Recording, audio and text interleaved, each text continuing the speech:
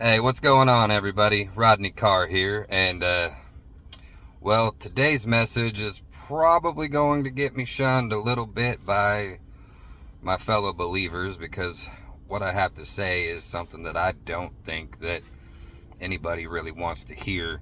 If you're a non-believer, go ahead and listen too because it's still good information.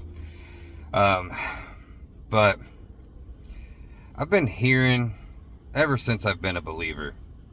I've been hearing about how someone's going to church or my church believes in this.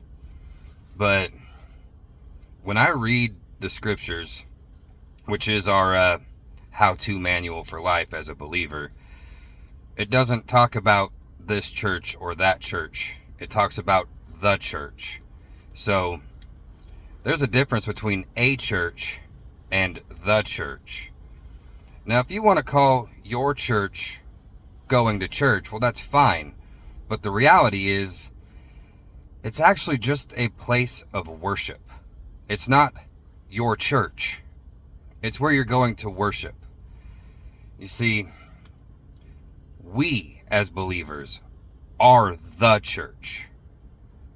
You can't go to church because you are the church.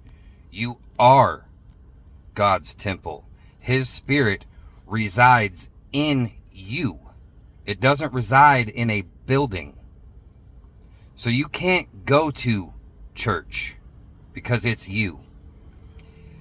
And a lot of our separation comes from the idea that each person has their church that they go to, and each church has their own doctrine. But the reality is, none of us are right. We all have pieces of the whole, and we're supposed to work together as the body of Christ to learn more and be better and reach people more and serve people better because we're all the church.